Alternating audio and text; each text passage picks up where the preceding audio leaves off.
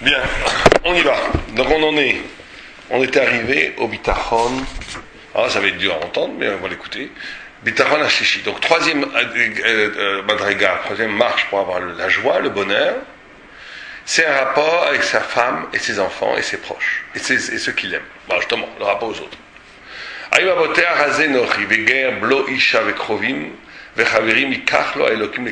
Il dit, prenons un exemple qu'un homme qui est complètement solitaire, qui n'a personne. Ben, qu'est-ce qu'il prendra comme ami? Dieu. Comme il écrit, lui, c'est mon amour, enfin c'est mon frère, enfin Réhi, mon compagnon, enfin je sais pas comment dire. Veyarsha, il dit, et lui il fait un raisonnement par l'absurde. Il dit, Veyarsha, maintenant celui qui a. En tout cas, il va parler d'un problème très épineux dans l'Avodat Hashem, c'est vrai qu'il y a des niveaux très hauts. Quel rapport je vais entretenir avec mes enfants, avec mon partenaire, avec mes amis, dans la relation sentimentale? Comment est-ce qu'elle va entrer en ligne de compte dans ma relation amoureuse ou d'amour ou que j'ai avec Dieu, avec la transcendance, avec l'infini? Est-ce que c'est deux choses qui n'ont aucun rapport? Je les coupe, ça n'a aucun rapport. Aimer Dieu, c'est aimer Dieu. Aimer mes enfants, c'est mes enfants. Quel rapport? Ou est-ce qu'il y a des rapports et que ce rapport va faire à un moment donné problème? Et comment on peut dynamiser ces deux rapports pour les rendre optimales? En gros, c'est ça qu'il veut parler. Lui va montrer qu'il y a, oui, un rapport. Et que ce rapport peut être extraordinairement fécond comme il peut être destructeur. En gros, c'est ce qu'il veut dire. On va voir. Il dit comme ça. Il dit, la chose très importante qu'il dit, il dit la chose la plus importante avec ces enfants-là, il parle. Ne pas prendre du pouvoir sur eux. C'est-à-dire qu'il y a une façon de court-circuiter sa fonction de père ou de mère en utilisant ses enfants ou sa femme ou son entourage comme un lieu justement de l'oubli de Dieu. Où je me mets à la place du bon Dieu, où je prends un pouvoir l'ishtarer, ça veut dire, comment on dit en français l'ishtarer, ça veut dire les dominer. C'est qu'à un moment donné, je deviens le maître dans la maison. Et quand je deviens le maître, ça m'arrange beaucoup, parce que ça me donne un sentiment de confiance, que c'est moi qui maîtrise la situation et la vie, et ça m'enlève complètement la notion que je dépends d'Akadosh Baruch Hu. Il y a des investissements psychologiques, spirituels, existentiels dans la famille qui vont ou bien être des ouvertures vers Dieu, ou au contraire des fermetures vers Dieu. Et il dit, une des fermetures vers Dieu, il dit, l'ishtarer alehem, de dominer. D'être quelqu'un qui devient le patron, il faut tout passe par moi. Il y a des gens qui vivent comme ça, des despotes, comment on appelle ça, dans la maison. Des despotes domestiques, on pourrait appeler ça. C'est vraiment des dictateurs dans la maison. Ils sortent dehors, ils sont tout gentils et tout, mais dans la maison, c'est des dictateurs. C'est comme ça qu'ils se bâtissent. C'est très mauvais, parce qu'en réalité, cette façon d'exister, elle, profondément, inconsciemment, c'est pour gommer la peur de la mort, se boucher la vie de l'infini. C'est créer un petit nid où je vis l'absolu. Mais cet absolu, tu le dis mal. C'est ça qu'il dit la première chose qu'il dit. Et là, il y a assez qui dit les kayem mitzvah taboré baruchu levad. Et alors là, on rentre dans un problème. Comment est-ce que je peux avoir une relation complètement naturelle, que même les loups vont avec leurs enfants, les loups, ou les lions, donc complètement naturel. C'est normal qu'un animal, même un animal, il a un amour pulsionnel, physique avec ses enfants. Et nous les êtres humains, on obéit aussi à cette façon d'être. Mais lui, il dit qu'il va être capable de sublimer ça en le traduisant en mitzvah. Que tu fais ça comme une mitzvah. Et il dit levad. Bon, levad c'est peut-être un peu trop pour nous, mais en tout cas il dit levad. Vershov. Il doit penser Sheu shlucho shel makom, qu'il est un envoyé de Dieu, les lamel, les krovav et le havav, pour dispenser un savoir théorique éthique à ses enfants, et même à ses amis, et à ses proches. Je crois que c'est de ça dont nous parlons. D'accord? Première chose. Velo yarzik tova leatzmo. Et donc maintenant il y a tout un problème du retour. On t'enseigne à tes enfants. Donc tu dis, je suis une merveilleuse mère, je suis un merveilleux père, on a réussi l'éducation, combien de fois on entend qu'on a réussi avec cet enfant, on a un peu moins réussi avec lui. C'est une phraseologie qui démontre un problème. On n'a pas réussi, on a un chaliard. L'enfant est libre, tu es libre, tu es là pour l'aider. Alors, ça marche pas. Si tu as fait ce qu'il fallait, c'est pas du tout, à la limite, c'est pas ton problème. Tu vas le laisser dans sa liberté. Il y a des très grands rabbinim, après un certain nombre d'années, ils disaient à leurs enfants, maintenant il faut que tu ailles. Maintenant, si on reste trop ensemble, on va se court-circuiter dans nos rapports spirituels. Chacun maintenant est avec Dieu. L'important, c'est que toi, tu s'approches d'Hachem et que moi, je s'approche d'Hachem. Mais que de faire que l'amour filial ou l'amour familial soit un substitut du besoin d'amour de l'infini, c'est le grand danger. Alors, comment faire justement les deux en même temps? C'est justement ce qu'il dit là. C'est de ne pas, ras shalom, nier l'amour filial, qui est naturel, qui est humain. Parce qu'on pourrait tomber dans... Il y a une sorte de... C'est très délicat, c'est un problème très profond pour les grands de la Torah, en tous les cas. C'est que d'un côté, il y a une exclusivité du rapport de Dieu. En od milvado. Donc, presque ça pourrait te mener au danger. Il n'y a qu'une chose qui m'intéresse, c'est Dieu. Moi, je ne vois même plus mes enfants. Je ne vois même plus mon mari. Je ne vois même plus mes parents. Je ne vois même plus mes amis. Il n'y a qu'une chose qui m'intéresse. On od milvado. Là, la solution du couvent. Je rentre je m'enferme dans la montagne et je suis en extase tout le temps. La Torah ne veut pas ça. Parce qu'elle dit famille, amour, que tu retrouves plus Dieu dans l'autre que dans les grandes prières, etc. etc. Donc il n'y a pas ça. D'un autre côté, c'est pas parce que la Torah dit ça qu'elle n'est pas consciente d'un danger que l'autre peut être aussi l'oubli de Dieu. De la même façon que l'autre, le rapport à l'autre, c'est ce qui t'ouvre le rapport à la transcendance. Tout le temps, il y a plein de Gemara qui dit comme ça, même des psukim, qui disent je n'ai rien à faire de vos corbanotes, donnez à manger à l'orphelin et aider la veuve. Ce qui m'intéresse, moi, c'est pas tellement vos prières ni vos corbanotes, ce qui m'intéresse, c'est que vous fassiez le bien aux autres. Bien entendu, quand la passouk qui dit ça, c'est que le passouk veut dire par là que tu rencontres Dieu dans ton rapport à l'autre. Parce que l'autre, c'est l'altérité, l'autre, c'est celui justement qui ne peut pas obéir à ton délire métaphysique. À un moment donné, c'est une réalité devant toi qui est autre que la tienne. Il faut véritablement avoir la patience, la finesse de pouvoir lui donner ce dont il a besoin, pas par rapport à ta façon dont toi tu voudrais que tu fasses les choses. Il y a des gens qui sont très spirituels, du moment que tout marche comme ils veulent. Dès que ça ne marche pas comme ils veulent, ils deviennent affreux. Ça veut dire que c'est pas du tout de la spiritualité. C'est une projection d'une puissance narcissique qui se projette dans la spiritualité. Mais c'est rien.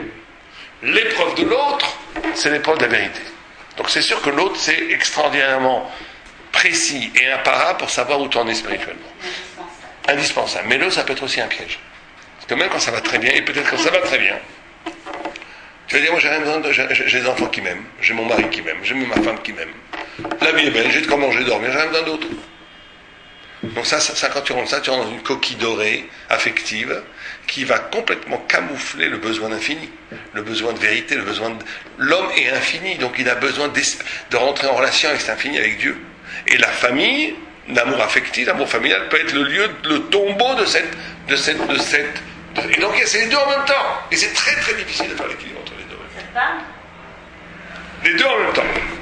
Mais là, dans ça, maintenant il parle d'un autre sujet, qui est bien entendu lié. Maintenant,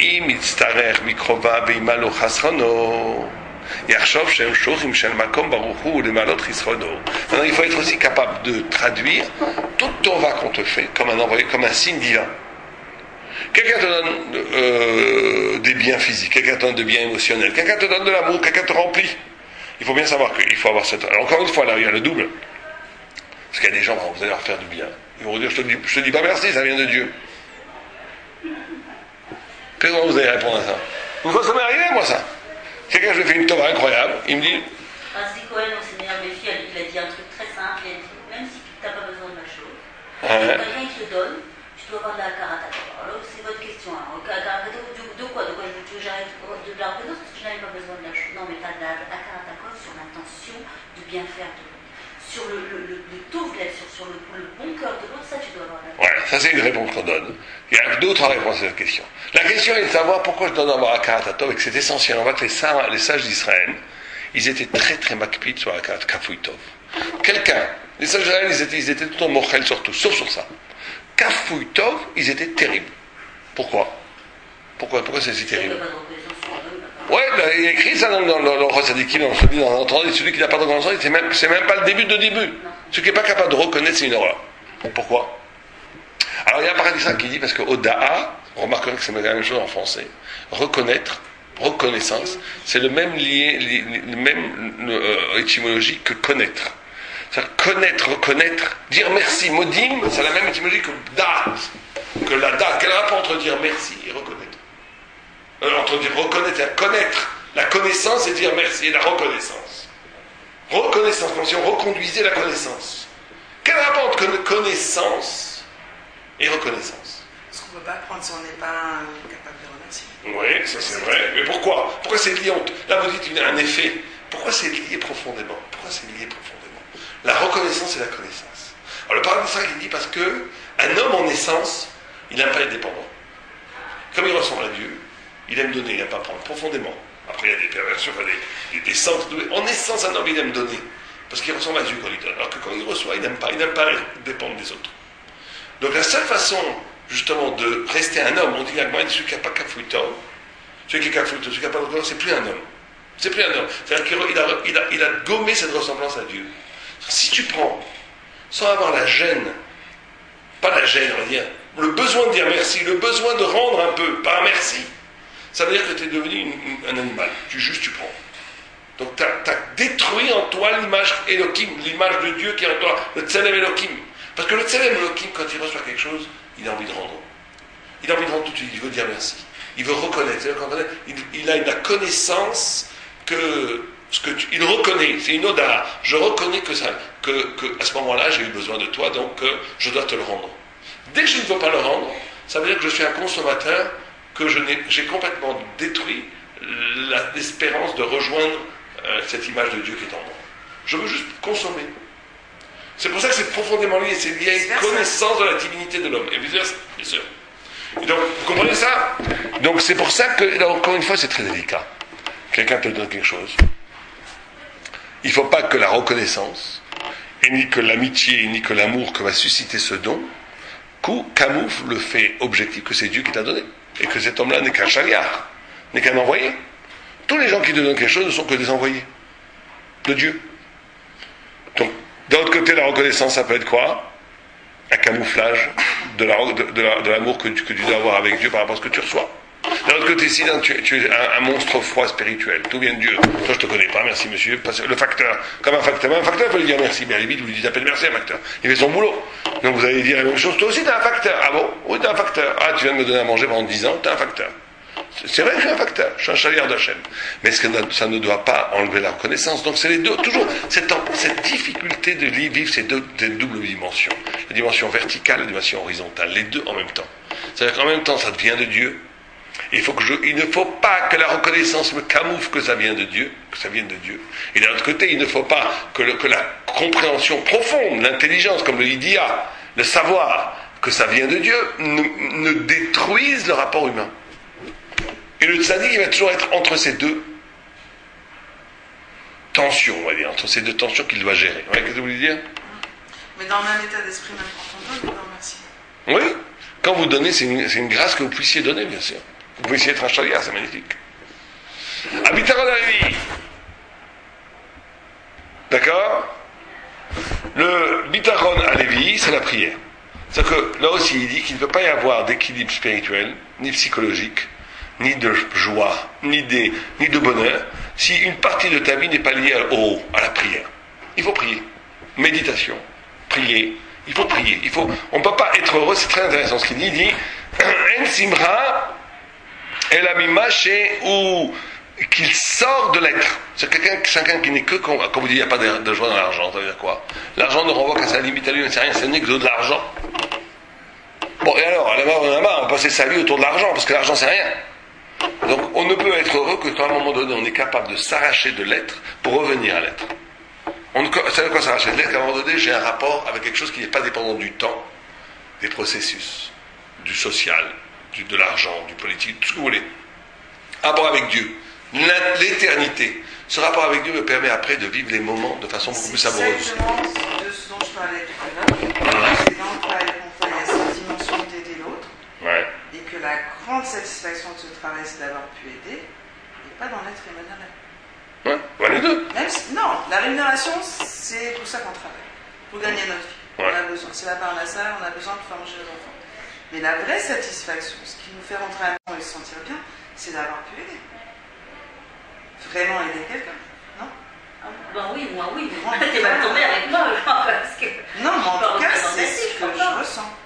Quand vous aidez quoi? Vous aidez les gens à rentrer dans les maisons de retraite et tout? Non, c'est pas seulement les gens. C'est des gens, les gens quand ils recherchent la maison de retraite, ils sont dans la douleur. Et ils sont assez paniqués. Et nous, on leur explique, on les oriente, on les conseille, on les console, on les rassure. Ah, c'est les enfants qui appellent souvent, non? Ouais. On les fait rire, on dédramatise. Et à la fin du compte, quand on entend sourire dans la voix de l'autre, c'est-à-dire qu'il a un poids qui est sorti. Il a lâché, ouais. C'est ça la vraie satisfaction. C'est magnifique. Là, aujourd'hui, j'ai eu un cas comme ça.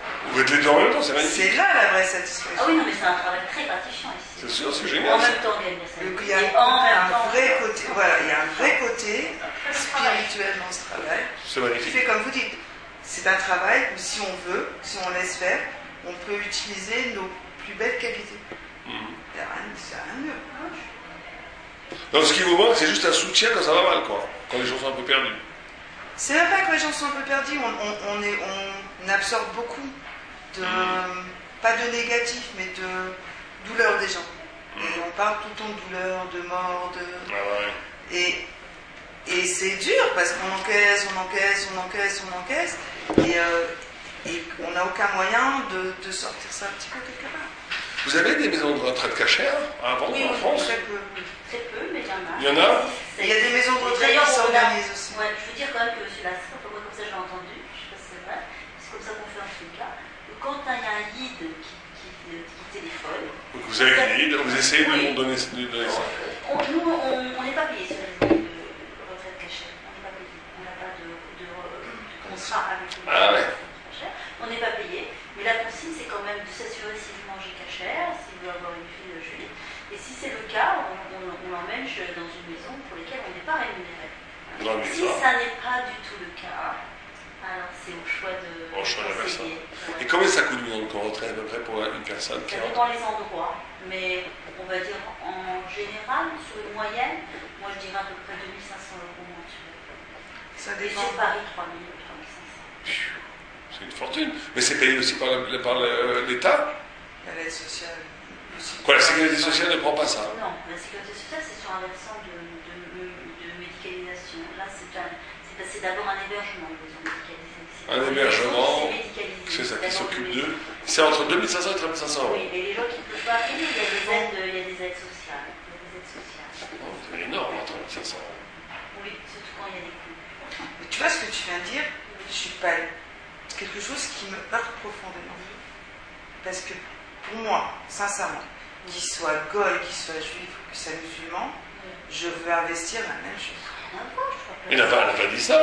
Non, je n'ai pas compris. Elle a dit On s'assure que s'il a un désir de manger cachère, on s'assure de lui trouver quelque chose qui puisse manger cachère. Voilà, sans rien avoir avec Il y a ça. des maisons de retraite qui ne sont pas cachères et qui s'organisent. Oui. Qui organise le cachère. Moi, je vois par exemple le Chantal. Après, emballé avec. Ouais.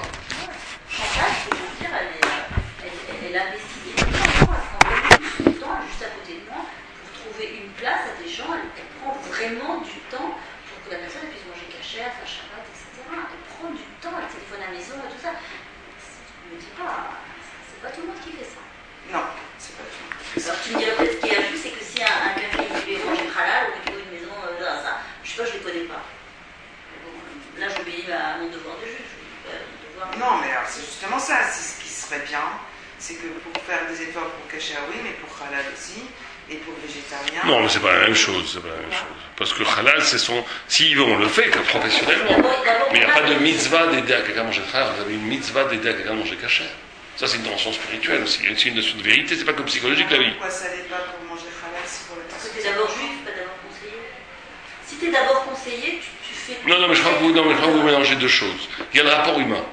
Si cette personne qui est au bout du fil a besoin de manger halal et vous voulez l'aider comme ça, pourquoi pas? Donc un problème, ça, c'est un problème. Il n'y a pas de mitzvah de qu'elle mange halal pour la Torah, il n'y a aucune obligation. Alors que quelqu'un qui mangeait cachère, c'est une mitzvah transcendante. Donc il y a les deux niveaux. Là, on n'annule pas d'autre, mais c'est pas du tout comparable. C'est comme si je vous disais, je sais pas moi, il faut aider quelqu'un à donner à manger. Il faut donner à manger à tous ceux qui ont faim. Mais aider à quelqu'un à faire kippour, vous faites un juif, pas un goy. Vous ne pas faire kippour. On est bien d'accord. C'est pareil pour Kashrut.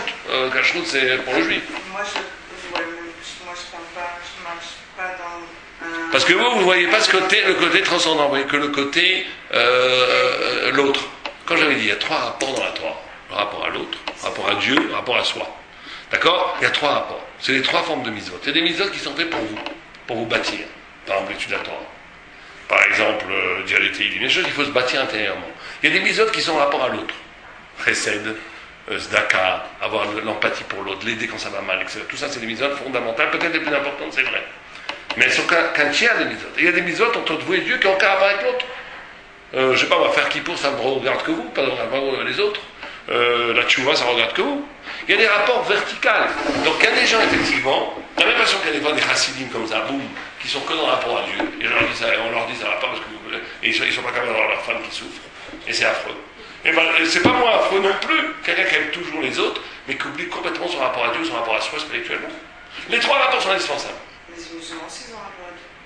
Mais bien sûr.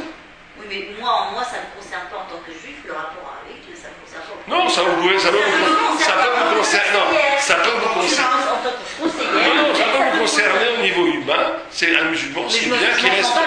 Non, vous n'avez pas d'arrêt-route, mais en tant qu'il y a une responsabilité humaine. Si vous voulez l'aider à rester Néman à Dieu, à Dieu unique, c'est très bien. C'est du moins que c'est pas la bonne hasard. Pourquoi pas? Mais c'est pas le problème, encore une fois, ça sera un rapport à l'autre. Pas votre rapport avec Dieu à vous, il est dans le fait que vous avez une obligation que tous les juifs fassent d'aider les juifs à la Torah, c'est pas qu'un rapport à l'autre. Je suis pas là. C'est vrai que je suis pas là. Vous n'êtes pas là. Très bien, continuons un petit peu. Il nous reste 10 minutes. Ah, on finit. La Hamishi ou Chovat Havarim Asher ou Osek Lativ, on parle de ça. Maintenant, on ne peut avoir de bonheur et de joie et de bitachon que si on aide les autres. C'est écrit la Tib, la Acherim. Zdaka, l'elamet chochma les talmidim. C'est-à-dire à enseigner le savoir aux autres. Les tzavot à la tov la rigmiara, d'essayer de. Ça ne suffit pas de dire. Encore une fois, là il ne parle pas qu'un point de vue moral, éthique, c'est bien de faire du bien, tout le monde sait ça. Il dit qu'on ne peut arriver à une plénitude du bonheur que si on est capable de faire partager le bonheur. Le partage du bonheur avec l'autre, il est essentiel à ton propre bonheur. Tu ne peux pas arriver à un bonheur total, à une simra, on dit bonheur, mais c'est simra, la joie, si tes valeurs spirituelles ne sont pas partageables. Quand on parle maintenant du rapport à Dieu, qui n'est pas dépendant du rapport à l'autre, c'est une valeur essentielle pour moi, j'essaie de vous la faire partager. Si je n'arrive pas à vous la partager, c'est une souffrance. Un petit peu. Un grain de souffrance, mais c'est une frustration. Pourquoi? Parce que quelque chose n'est vécu dans la plénitude du bonheur que si elle est partageable. Que si tu peux la donner aux autres. Si tu la gardes que pour toi, encore une fois, tu es dans la limite. Et la limite, c'est toujours la notion de simra, de joie, c'est toujours la notion comment ma vie s'inscrit dans quelque chose qui n'a plus de limite. Partageable ou partagé? Il faut qu'elle soit partageable d'abord. On l'a vu d'une fois, il y a des gens qui vivent une spiritualité qui n'est pas partageable. Ce n'est que leur petite histoire à eux. Donc il faut qu'en soi, elle soit partageable. Une fois qu'elle est partageable, il faut pouvoir la partager. C'est pour ça qu'on voit qu'Avraham Avinu, il courait après le chesed. Parce que il avait rencontré son destin singulier d'Ish Chesed, mais il fallait pour que ça soit total, il faut que ça soit partagé avec le monde entier à la limite. Lui, il est arrivé, c'était avec le monde entier. Nous, on le veut qu'on le fasse avec notre entourage. Mais la Shivra Shaim, elle a eu. Pas voir que. Non, mais il dit, regardez ce qu'il dit. Non, mais ça, cette première partie, vous la comprenez tout à fait. Mais peut-être que la deuxième, vous la comprenez moins. Cette première partie, pas de problème, d'accord pour vous. Mais regardez ce qu'il dit. Mais aussi avoir le souci de ramener ceux qui sont loin de Dieu vers Dieu. C'est aussi un souci, ça. C'est-à-dire que faire du bien à l'autre matériellement, oui, mais il y a aussi une notion de responsabilité de vérité. Il dit les Hashiv Rechaim ala Elohim. Ramener les Rachaim, enfin les transgressants, voilà, plutôt l'ordre, plutôt que les méchants, vers Dieu. Velisbol Cherpatam, être capable de recevoir, de souffrir leur insulte. Be'etch ou Mezarim à la Vodat, même si c'est. Mais tu t'en fiches, tu leur dis ce qu'il faut dire. Ah, il t'insulte, il te laisse pas tranquille, il te fiche de toi, c'est pas grave. Et juste avoir une bitachon d'Hachem que Dieu t'aidera. C'est-à-dire qu'il y a une façon d'être au-delà des résultats. Toi, tu essaies de faire ce qu'il faut faire. Maintenant, ça marche pas, bon. Tu fais confiance à Hachem. Toi, mais par contre, c'est pas ce que tu veux dire. Il y a quelqu'un, tu sais que si tu vas lui parler de ça. Moi, des fois, je vais à la piscine. C'est toujours un problème, j'ai pas encore résolu. Et des gens, ils se rasent avec un rasoir comme ça. On n'a pas le droit de se raser avec un rasoir. Des fois, je leur fais une blague, je leur dis, tu vois, je cherche un rasoir électrique, je suis prêt à t'acheter. Ils me disent, d'accord. Mais à un moment donné, ça devient un peu ridicule. Parce que le gars, il a besoin de se raser tranquille. Tu vas l'embêter, tu lui dis, c'est pas bien de se raser avec un rasoir comme ça, parce qu'après, à la fin, on n'a pas le droit de se raser avec un rasoir. Alors, est-ce que tu arrêtes parce que ça devient un peu ridicule? Ou tu te dis, ça fait lourd. D'abord, ils sont là tranquilles. Au moment où, après le boulot, ils sont en train de se relaxer. Toi, tu vas leur dire, ils ont C'est normal qu'ils aient envie de t'envoyer te balader. Qu'est-ce qu'il me veut celui-là? Mais d'un autre côté, est-ce que toi, tu ne dois pas faire ce genre de cheshbon? Moi, je fais ce que je dois faire. Ça marche pas, c'est pas grave. Bon, bien sûr qu'il faut le faire très gentiment, mais même comme ça, c'est quelque part, c'est une agression. Ou bien, c'est là où ça devient aussi un peu difficile. Lui, il dit, tu fais ce que tu as à faire, les résultats, tu leur fiches. Et même tu sois prêt à recevoir des insultes de leur part. Ce qui est important, c'est que tu ne fasses pas de trahison par rapport à cette notion, cette innocence d'être capable de dire aux gens ce que tu penses. Véritablement. Sur le moment. Ouais, vous pouvez le dire une fois. Pas toutes les fois que vous avez... Non, mais c'est pas les mêmes, hein. Mais le liquide. La culture, c'est des vieux irakiens. D'accord? Oh.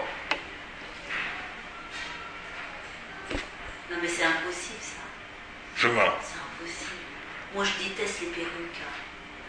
Non, mais les perruques, elles ont le droit de le mettre. Je deviendrais folle. Non, mais elles ont le droit de mettre les perruques. Il y a des vues qui permettent. Dès qu'il y a des vues qui permettent, on les laisse tranquilles. Tous les postis me disent non. Hein. Pas tous. Tous. Vous rigolez ou quoi? Non, je rigole pas. Ah, moi, chez Feinstein, il permettait, sa femme avait. D'accord. Ah, bah ouais, c'est déjà pas tous. À Vosnor, à Béliachif, tous mis par là, je suppose que tu vas faire une perruque. Non, on parle pas de perruque. Vous voyez, elle n'avait jamais la perruque. Ah bon, alors, non, c'est vraiment... Non, mais il faut faire très attention. Il faut faire très attention avec ça, parce qu'il y a plein de gens, et même des rabbins que je connais, qui disent ça sourd et tout, c'est faux. Il y a des vues qui permettent, il y a des vues qui permettent. Il y en a des exemples. D'accord, mais il y a des vues qui permettent. Du moment qu'il y a des vues qui permettent, c'est lui qui voilà qui me travaille. On ne peut pas dire celui-là il est énorme, celui-là c'est pas bien, il y a des vues qui permettent. Non, mais il y en a qui disent se permettent de dire ça. Pourquoi? C'est un grand problème. Parce que du moment qu'il y en avait énormément de rabbinim qui permettent, et qui dont leur femme porte la perruque. Donc ils permettent. Donc une fois qu'ils permettent, on ne peut pas dire non, c'est exclusif, on va que d'après ceux qui permettent. Pas pour vous, d'accord. Mais pour les autres, non, ils ont sur qui se être son mère. C'est un truc, parce qu'ils ont permis, et aujourd'hui, les derniers, d'accord, Rav Posner, il s'est exprimé.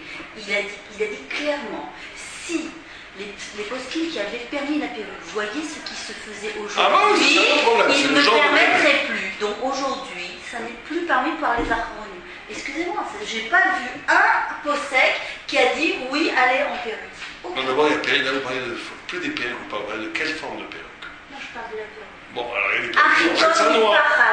Vous voyez, tous les Et ben moi je vous amène 10 poskim qui disent t'as pas de problème. Pas de la grandeur ni de Rav Posner, ni de Rav Eliashib. Ok, mais la fille Rav Eliashib, elle porte une perruque. Rien à voir. Non, lui il a parlé. C'est la même avec sa fille. C'est marrant. Mais attendez, depuis quand c'est. Quel rapport? Le rapport qu'on a avec la Rav Eliashib, Rav Eliashib, quand il a dit que la perruque était interdite, il a parlé de perruques qui sont pas rois. Il n'a pas parlé de toutes les perruques. Moi j'ai lu ça qu'il a fait. Les gens ont repris, parce qu'il y a aussi tout un truc avec la perruque. Les gens ont repris une partie de sa phrase en disant c'est un sourd. Il a parlé des perruques qui sont longues. Il est d'abord mitparat. Non, il n'a pas dit ça. Et si la femme elle doit porter une perruque, alors effectivement. Non, il n'a pas dit ça. Il n'a pas dit ça. Il a dit que les perruques qui sont pas rois, il ne faut pas les mettre. Il n'a jamais dit que la perruque c'est moins bien que le mitparat. Il n'a pas dit ça. Bon, en fait, il y a d'autres vues en plus, hein. Non, moi j'ai pas de problème, ma femme pense jamais à la perruque, donc je sais pas que j'essaie de défendre ça. Mais et vous non plus portez pas la perruque, vous n'avez pas de problème. Mais il faut, comme il y a des vues qui permettent, et qu'il y a des gdolim, et des très grands gdolim aujourd'hui dans la femme pour la perruque, on ne peut pas dire que c'est pas quelque chose de la sauve. Donc elles ont un mini-sport. Moi je pense aussi qu'il vaut mieux ne pas mettre perruque, mais c'est... Est-ce qu'il ne faut pas faire attention quand on se permet d'apprendre à l'autre à se rapprocher de Dieu, de proposer à quelqu'un de faire uniquement une mitzvah que l'on est capable de faire? Oui, aussi. Prends la Shonara par exemple, que moi c'est un truc qui me choque beaucoup ici. Ça fait 30 ans que je travaille, j'ai jamais entendu autant de la Shonara que dans le milieu religieux. Que ici. Non, pas faire très attention. La Shonara c'est le pire des péchés. Que ici, et c'est le plus dur à respecter. Ouais. D'un autre côté, comment tu peux dire à quelqu'un ne fais pas de la Shonara quand toi tu ne gênes pas? Je veux dire, il faut avoir aussi une certaine cohérence. Non, moi je pense que vous pouvez tout à fait dire de faire la Shonara, et moi j'en fais aussi des fois, mais il faut qu'on se batte contre ce Satan. C'est pas parce que moi je tombe, c'est pas parce que vous n'allez pas devenir partenaire du Satan, parce que vous allez tomber sur lui, c'est comme ça qu'il s'attrape. Non, mais est-ce que je peux me permettre à quelqu'un de dire à quelqu'un ça dépend comment vous le dites. Moi par exemple, est-ce que je peux me permettre de dire à quelqu'un tu ne devrais pas mettre la perruque mais le foulard, alors que moi je ne mets pas le foulard? Non, ça non, parce que c'est pas forcément la perruque, on peut la mettre si on veut, et en plus c'est pas drôle à vous. Par contre, des choses qui sont interdites pour tout le monde. Comme par exemple le Shonara. Tout le monde non plus les femmes mettre la tête. Non, mais la perruque, je vous en parler. S'ouvrir la tête, c'est tout le monde.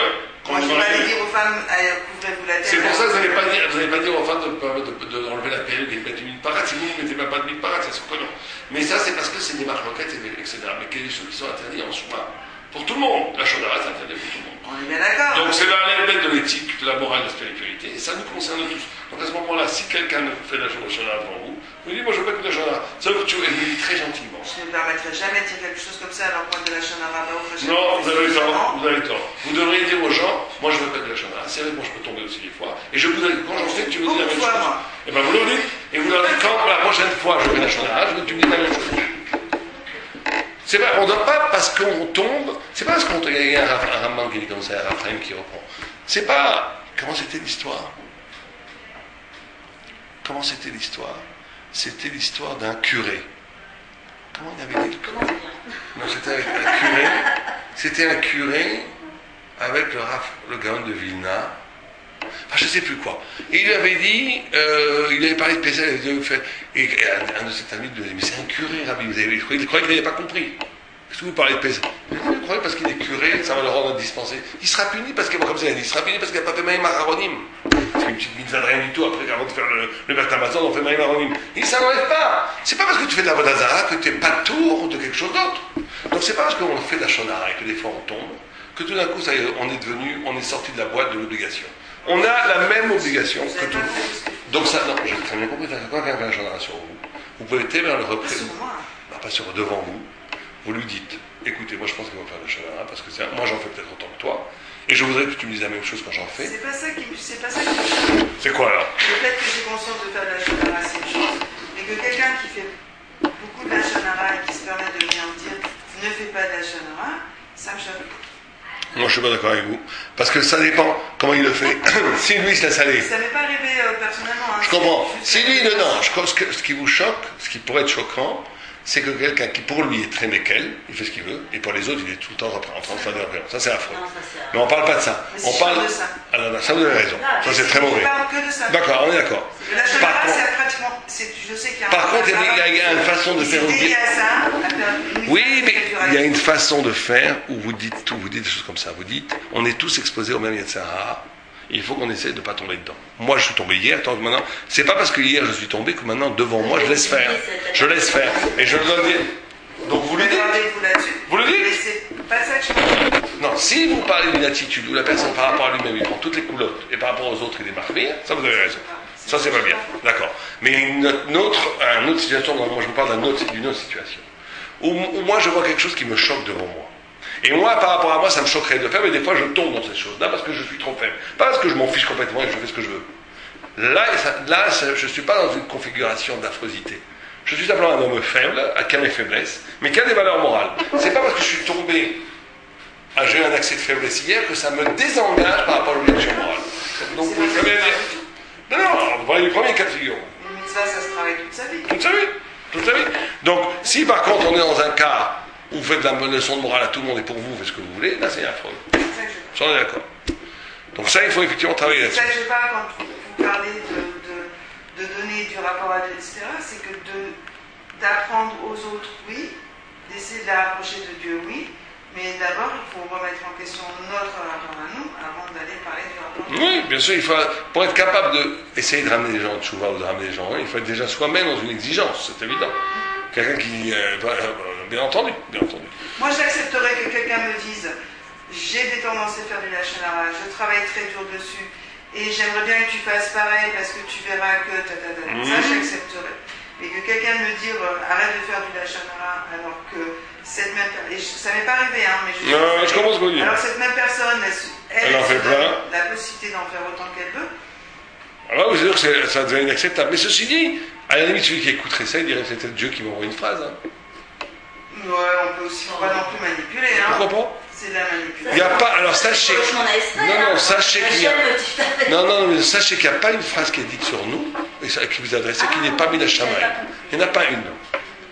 Il n'y en a pas une. Quelqu'un vous insulte, il faut toujours se poser la question, il y a quelque chose qui ne va pas. Quelqu'un vous dit du bien, chaque fois qu'on vous dit quelque chose, c'est jamais innocent. Et même, tu as une halakha qui fait que il faut faire attention à ton attitude pour ne pas